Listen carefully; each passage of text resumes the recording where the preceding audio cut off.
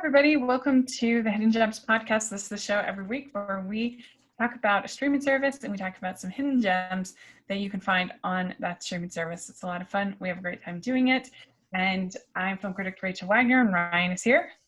Hey, Rachel, it's great to be back with you once again. And we're recording this on a Sunday, which feels real bizarre to me, but you've got like 50 podcasts that you were at least a co-host of. So some changes had to be made, but it's a welcome change. Things are getting busy, that's for sure, in my world. So we haven't even really, we're just doing Christmas in July right now. We're not even doing regular Christmas. So yeah. I can't imagine around that time you're gonna have to be like a hermit out in the woods and be like Ted Kaczynski. I can't get to you unless you like drive to a phone like in the middle of the woods. I'm planning on having like a hot cocoa IV, like ready to go. Be like, you're gonna have to call me at a certain time because I'll drive to the phone to take your call. That's right. So it's gonna be intense, but excited to be talking about hidden gems. I always love doing this, and so what are we covering this week? So we're covering Hoopla, which is similar to Canopy in that it's a supremely underrated service that, well, I guess as you like to say, the hidden gem is not really what's on the service, but the service itself. Yes, and it's my favorite price, free $99. All you really need is your library card information if you have it, and there you go. And they really do have a lot of stuff on there, not just sort of obscure stuff, but some new stuff, some hits. They have a bunch of different categories. There was an 80 hits category this time. There was a lot of different films, and especially if you love TV movies, there are a ton. They had a whole Christmas in July section, and I only picked one because I didn't want my whole picks to be Christmas movies. But yeah, they really do have a lot of stuff, especially considering it's free. Yeah, absolutely. And not only, I think I've said this in every Hoopla episode, but I'll say it again if I haven't. But not only can you watch movies on there, but you can also watch TV shows and read comics and listen to audiobooks. I'm legit like reading Lord of the Flies like while we're recording this. And I found an audiobook on Hoopla that's narrated by William Goldman, who wrote the book. So I'm being narrated the book to me by the guy who actually wrote it. Yeah. So it's pretty cool. I mean, it's so crazy just to think of like the amount of entertainment that we all have at our beck and call. It's just unbelievable. It's a bit of a side story. My dad was watching the 1966 Batman earlier today. It was on FX Retro, I guess it's what they're calling it now. But it was on there, and he was telling me about how when this was on as a kid, like there was no DVR, there was no TiVo. You either saw it or you were screwed. His words, not mine. Right. So we live in really, I don't want to say, I guess opulent times seems like a weird word, but I guess we live in very fortunate times. There you go. And I think now is as good a time as any to become a movie fan or a TV fan, because you could literally look up any old show, no matter how obscure, and there's some proof of it out there. So I think that's pretty cool. It's really cool, really great. Well, let's dive in and talk about some of our picks and Hoopla. And if you have been watching anything or listening to anything or reading anything on Hoopla, let us know in the comments. We'd love to hear what you have been checking out on Hoopla. So why don't you start, Ryan? What is your first pick? So my first choice is a movie from 1984, and it's one of the great forgotten sequels. And this is a sequel to a movie that is widely considered to be one of the greatest of all time. The movie I'm going to be talking about is 2010, The Year We Make Contact. Now, this is the sequel to 2001: A Space Odyssey, which I think is in a comfortable conversation for the greatest sci-fi movies of all time, if not greatest film of all time. It's one of my all-time favorites. I watch it at least once a year, maybe more if I'm feeling a little saucy. It's beautiful direction, wonderful score, secretly terrifying villain in HAL 9000, and a supremely weird ending that just stirs up nonstop questions the more times you see it and you have to think about it. So how can you possibly follow that? Well, 2010, the year we made contact, makes honestly as good an attempt as you could ever ask for to make a sequel to 2001. The cast in here is really good. You got Roy Scheider, who we all know as Hooper from, or not Hooper, as Brody from Jaws. You got John Lithgow. He's been in a ton of stuff. Helen Mirren, a very young Helen Mirren, is in here, and Bob Balaban, who I know from pretty much most, if not all, of Wes Anderson's work. And so this is based on an actual book written by Arthur C. Clarke, who wrote the book for 2001 and also co-wrote the screenplay with Kubrick for 2001. The basic premise, because there's honestly a lot going on here, but the basic premise is that 10 years or 9 or 10 years after the first mission to Jupiter, the original guy on top of the mission, Haywood Floyd, played by Roy Scheider, is recruited to go see what happened and brings a crew along with him. And let's just say there's not a ton of simple answers awaiting them. And I'll be the first to say this is definitely not as good as 2001, because 2001 is like a super high standard to live up to.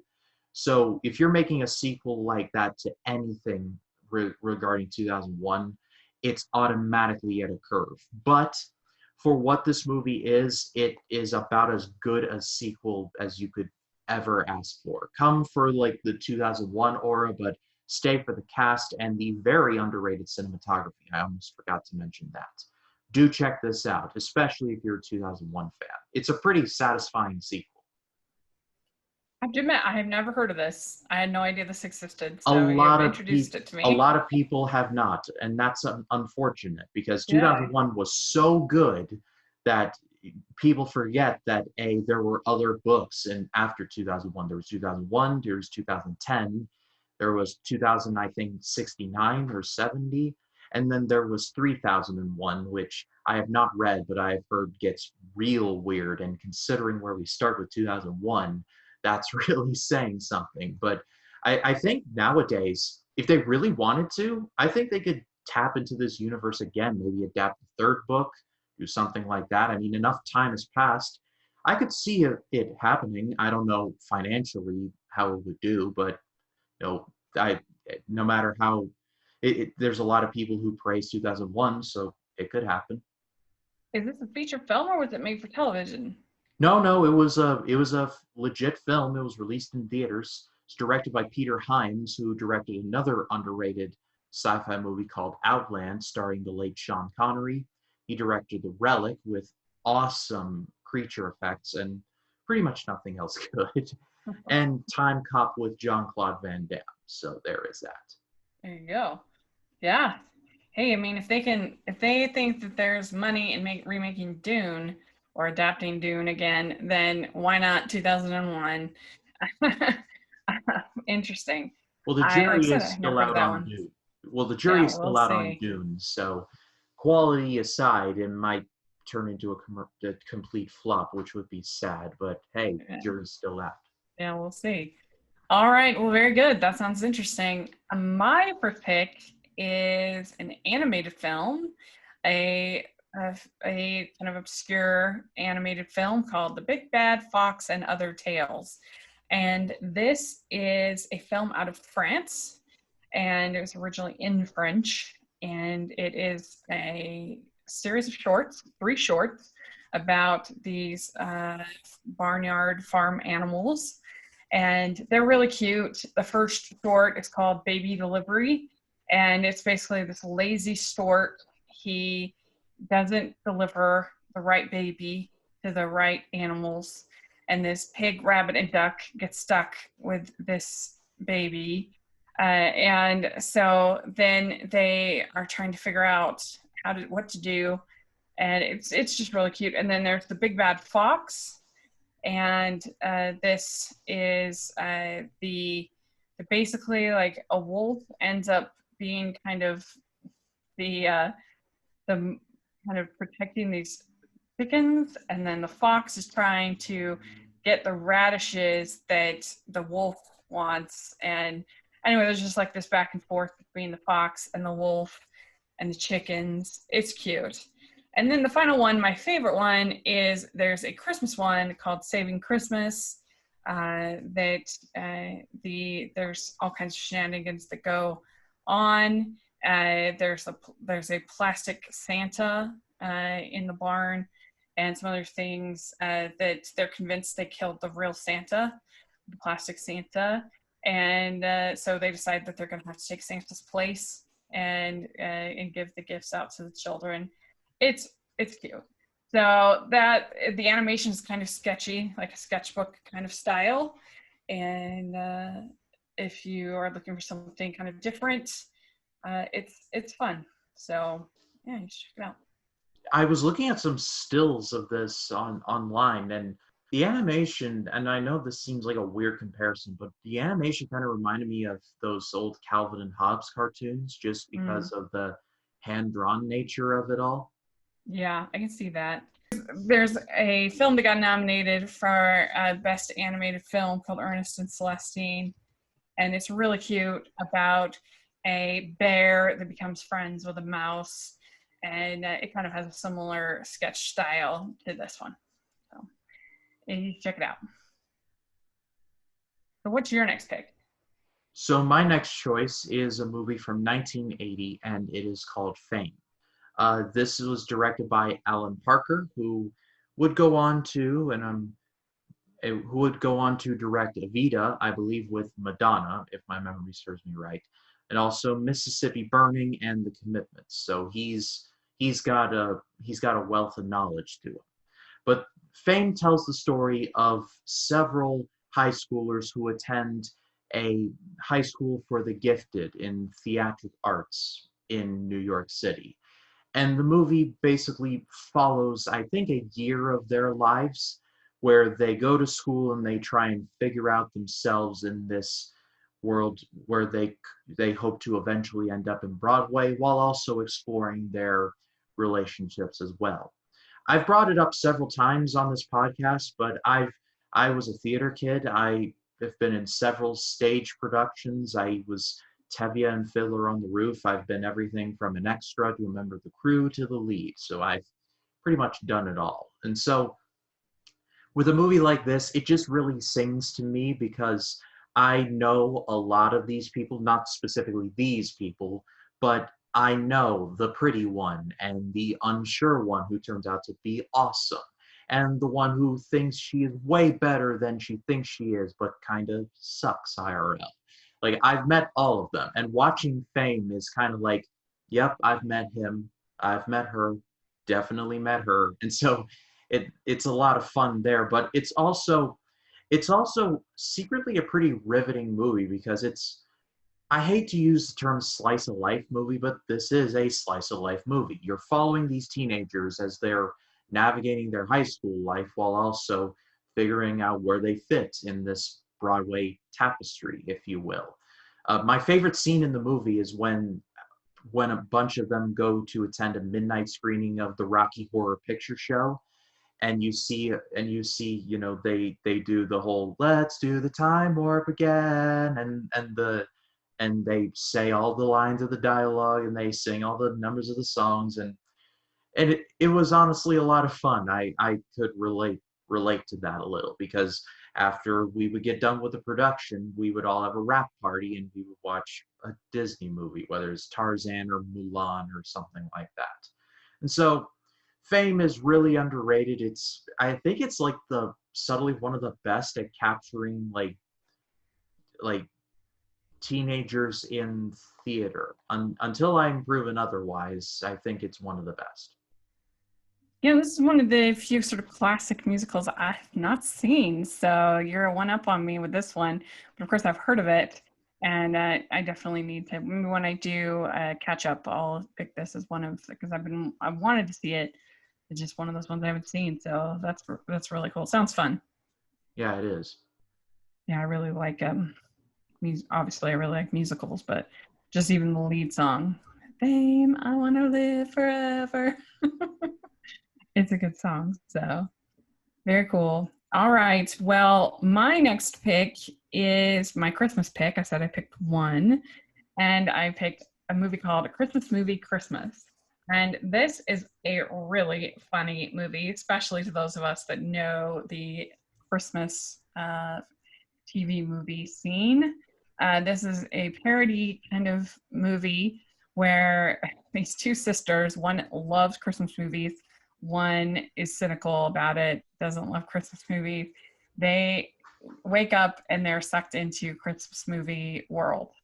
And I love that as a whole concept. I think that's really funny in general. I like that. It works for me. But really funny. Particularly the cynical sister. She makes Brant Doherty plays this character who I think he's like a cookie maker or baker or chocolatier. I can't remember. But anyway, and he keeps giving her all these greeting cards and like for everything, and she's like, "Leave me alone." And I don't know. It's funny, and there's just a lot of funny jokes. And Brant Daughtry and his wife Kimberly are both in it, and Kimberly plays the kind of the cynical one, and it'll just make you laugh a lot if you watch these movies at all. Or if you even if you like rom-coms, like they're just funny. So you should check it out. Just hearing this premise, two things immediately came to mind. Number one, that's a pretty genius idea to take someone who hates Christmas movies and throw them into a Christmas movie setting and see what happens. That's low-key kind of brilliant. You can open so many doors with that possibility. It just, I don't know, that speaks to me. It really does. Yeah. I think you'd think it was really funny. Yeah. And then the second thing was that they need to expand that. Maybe someone who's not a big fan of horror movies, like just gets sucked into a horror movie world for a day and see what happens there. Although that would be pretty scary. Lifetime, like you get sucked into Lifetime thrillers. So there's a cautionary tale around every turn. A deadly choice.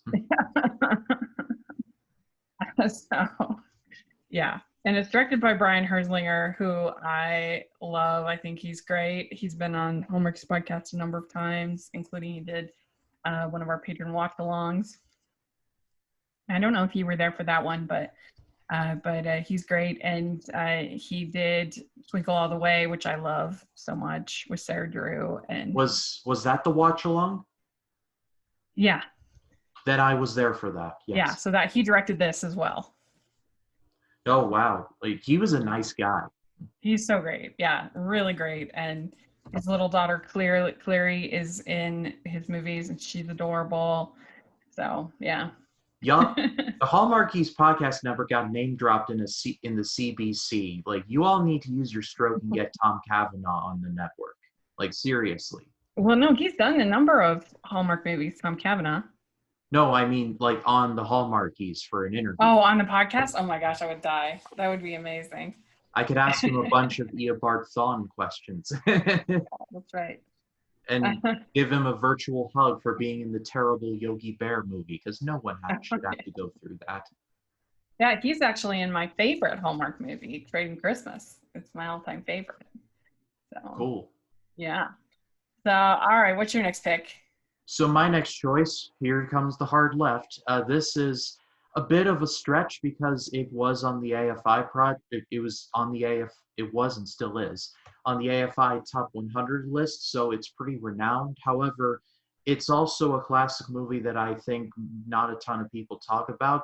I watched it thinking it wasn't going to be that great, and it really did surprise me. It's called Who's Afraid of Virginia Woolf? This was from 1966.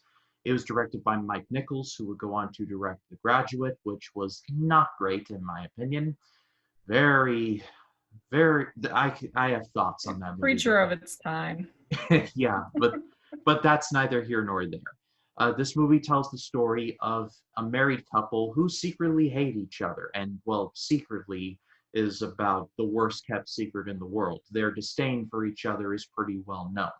But after a party, all that the husband wants to do is just to go to bed and sleep off all the alcohol he's drunk. But then his wife, played by Elizabeth Taylor, is like, oh, by the way, I invited this couple over. And he's like, you did what? And over the course of a night, you just get more and more uncomfortable as this husband and wife unpack all of their dirty laundry on each other, on this poor younger married couple who are like, we just got married. Marriage is so great. And then by the end, they're just like, oh,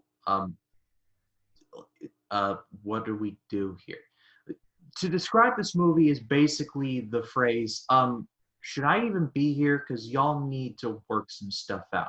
Like, Elizabeth Taylor and Richard Burton need to definitely work some stuff out here. And this movie is basically the Michael Jordan meme of, and I took that personally, for 2.5 hours. Just when you think one has one advantage over the other, someone gets even dirtier. And it's just like, oh, I don't like you. And then once you start feeling sorry for the other person, it's like, oh, I don't like you now. And it's like, they get lower and lower and lower and lower as the movie goes on.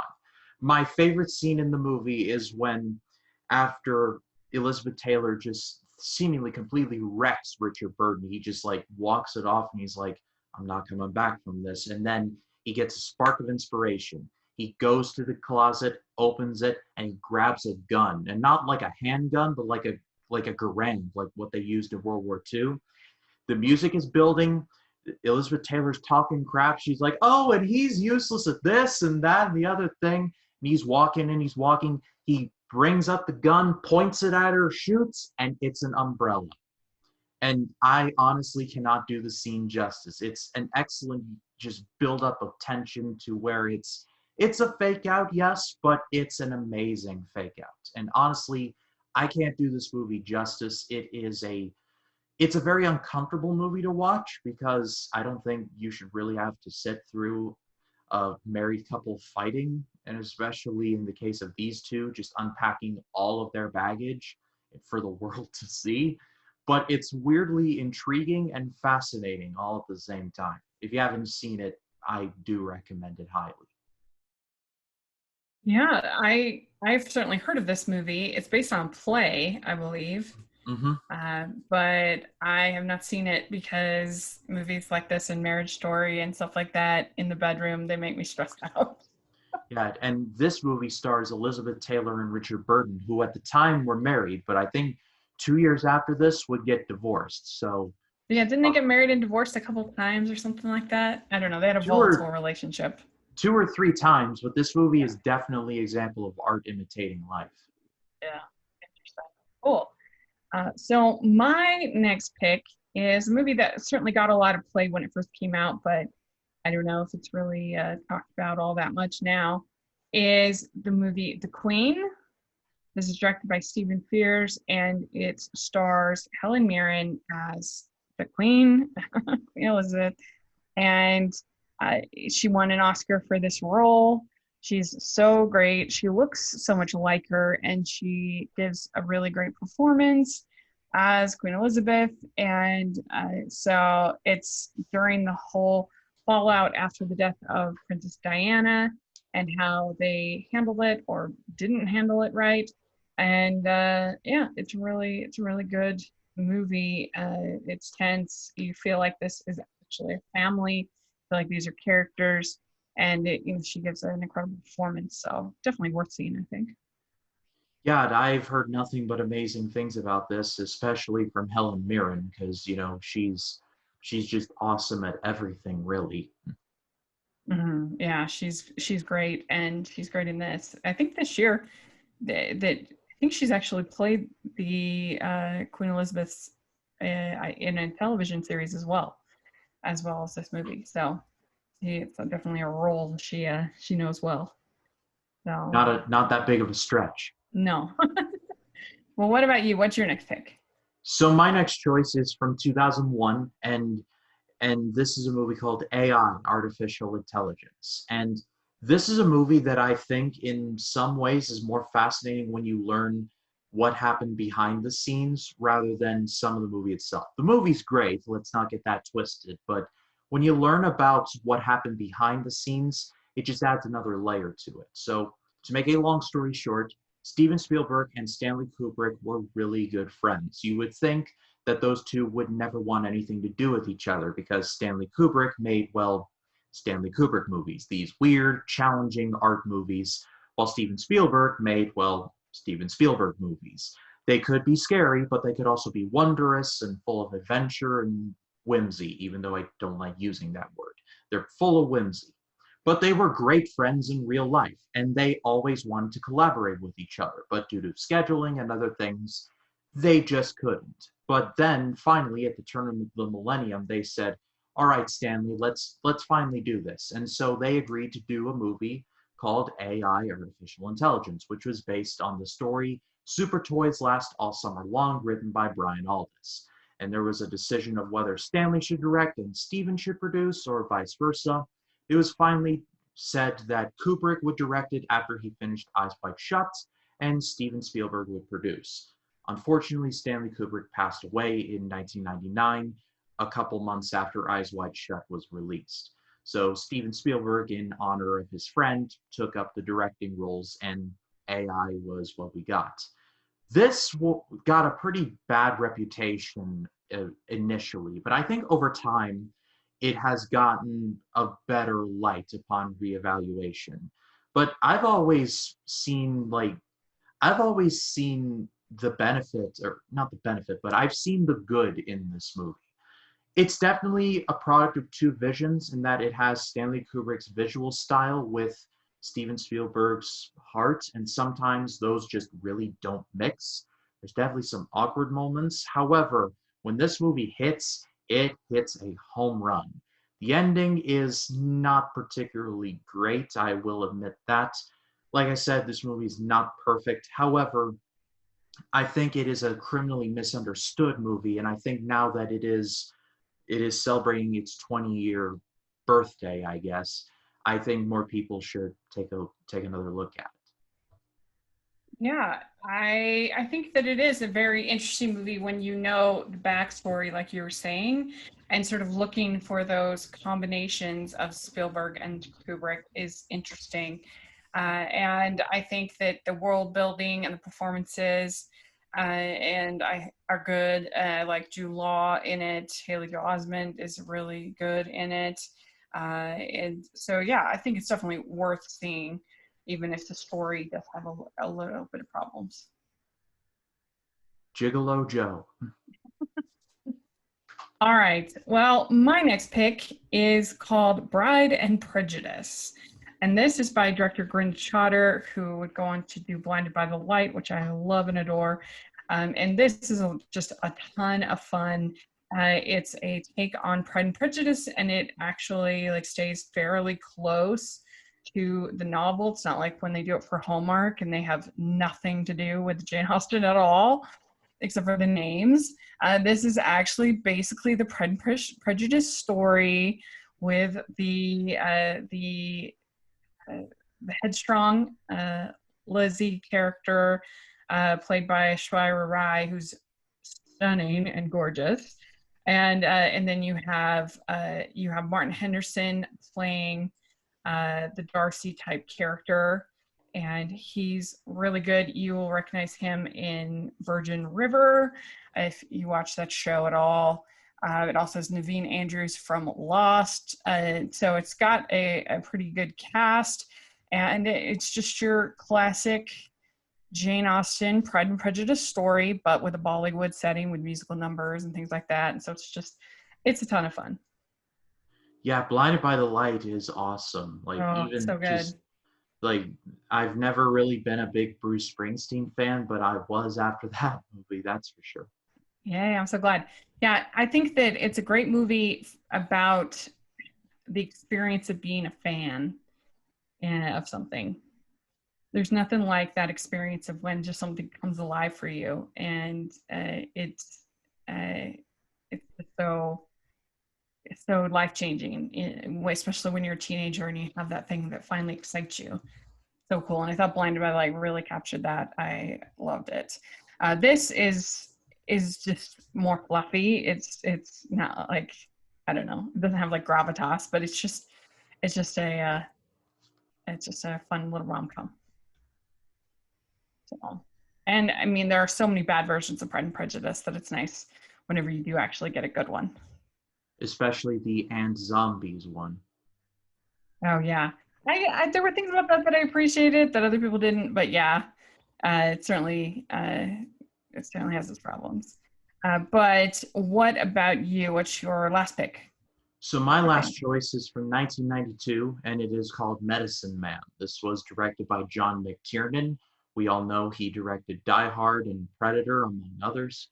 It starred Sean Connery and Lorraine Baracco, and it tells the story of a doctor named Dr. Robert Campbell, who is basically a hermit at this point, living in the Amazon rainforest and also working there. He is dead set on finding a cure for, like, I'll just say, the cure for cancer.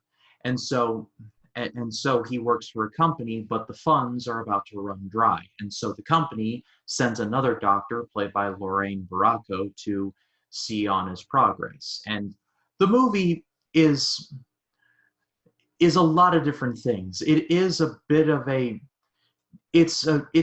but at the end of the day, it is a movie about science versus business, and how Dr. Campbell is so convinced that he is so close to finding a cure. However, if it don't make dollars, it don't make sense. So it's just a question of how long can you feasibly keep this up. And it's just I I don't think this is like among John McTiernan's greatest work. I mean, Die Hard is certainly one of the greatest action movies ever, so everything else is automatically at a curve. But I think this is definitely, from a story standpoint, it is very underrated. Sean Connery's in there. We all know who he is. He's great. Lorraine Baracco from The Sopranos and Goodfellas, among others, she's great. The chemistry they have together is really good. And what I did appreciate about the movie is that they didn't do the, oh, Dr. Campbell's clearly the good guy and Dr. Crane, Lorraine Bracco, is clearly the bad guy. Both sides have equal, like, okay, you got a point there, and another time you're like, okay, you got a point there also. It's very nuanced, which is something that I respect. And for, especially for John McTiernan, who was so renowned for his action, this was definitely against type for him, and I think he did a pretty good job. So seek it out if you haven't. I've never seen this one either. So you have some good hidden gems this time around, good ones that I haven't seen. So I feel like I've heard about it, but yeah, you're like a good Sean Connery movie. It's always fun. Indeed. So, indeed. All right. Well, my last pick is a rom-com. We just talked about Reese Witherspoon over at Best and Worst last week. And so I had her on the mind, I guess. And one of her best romantic comedies that she's ever done is Sweet Home Alabama. And this doesn't like reinvent the wheel as far as your story. It's, you know, she's going down to Alabama after being in New York. She's become a famous designer. She thinks she's so too good for her small town, and she ends up coming into contact with her high school love, her first husband, because she's trying to get a divorce so she can marry Patrick Dempsey. And you have Josh Lucas, and he is so hunky in this movie.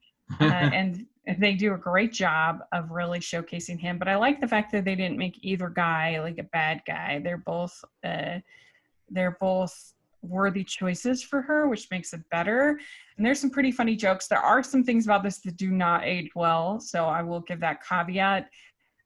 She basically outs one of her best friends to the whole town, and that scene is super cringy. And you would never see that in like a rom-com these days. But nevertheless, I still think there's enough good in there to have fun time with, and all the leads are very charming and very very attractive. So her father is big into these reenactments, Civil War reenactments. And that was definitely a big thing where I grew up in the town. They had these Civil War reenactments and stuff. So that made me laugh. So yeah, and Candace Bergen plays Patrick Dempsey's mother, and she's also the mayor of New York City, I think, or governor of New York. I can't remember, but one of those. She's a politician, so she's good. It's just an enjoyable film. Yeah, seeing the Forever Purge, which spoiler alert for best and worst, has made me really appreciate Josh Lucas and how whenever I see him in something, I mean, like, my man Josh Lucas, because he's really good, and I feel like nobody uses him like enough, because he was great when he was in Life as We Know It. He was awesome in Glory Road, which I've recommended on one of our many Disney Plus episodes. And so, like, he's just really great, and yet nobody talks about him. I feel like they gave him a shot and they really pushed him for a little while. There were like a few years that they really tried to make him a thing, and then it just didn't happen. And so now he's your supporting character. A lot of times he's the villain these days, like in Ford v Ferrari, things like that. But he is talented and attractive. They tried to make fetch happen. Yeah, that's right. You see what I did there? Yeah, very good. So those are some, I think, very eclectic picks, as we always do. So lots to watch on Hoopla. Let us know what your picks would be if you've been watching on Hoopla, or just what you've been watching lately. Let us know. We'd love to hear in the comment section. And Ryan, where can people find you? They can find me on Facebook, Twitter, Instagram, and Letterboxd at RyanCam20. Then there's, of course, my YouTube channel, which is just called Ryan Cam. Since we're recording this on a Sunday, I did drop my first reaction to the Studio Ghibli film Tales from Earthsea, so definitely check that out. Throughout the week, I'll be releasing Twilight Zone vlogs, and then on Sunday, I'll be dropping my review for Gattaca from 1997. It's one of my favorite sci-fi movies that I feel like nobody talks about anymore, and so hopefully this will be my opportunity to introduce you all to a supremely great sci-fi movie and surprisingly relevant to our modern time, but just flew under the radar and stayed there. So if you have not checked me out, please do. Yeah, I love Gattaca. That will be really good. Thank you for doing that. It'll be fun to watch it. Make sure all are subscribed, and you can find me at Rachel's Reviews, all over social media, iTunes, YouTube, and on Rotten Tomatoes. So please take a look at that. Got lots of content coming out these days, so I'd really appreciate it. And then also you can find me at the Hallmarkies Podcast, and we have some good stuff coming out over there as well. You definitely want to be subscribed. And you check out our Patreon group. Like we said earlier, we have watch-alongs every month where you can hear from creators and talent, and we go watch a movie with them. It's really fun. We've had people like Mary Lou Henner and Lacey Spear come on. So it's great. Definitely worth your money. Please take a look. And then also we have our merch store, which has tons of fun designs. Please take a look at that. And please like this video. Please subscribe to our channel. If you're listening on iTunes, please leave your ratings and reviews. We appreciate that so much. And thank you, everybody. And we'll talk to you all later. Bye, everyone. Bye.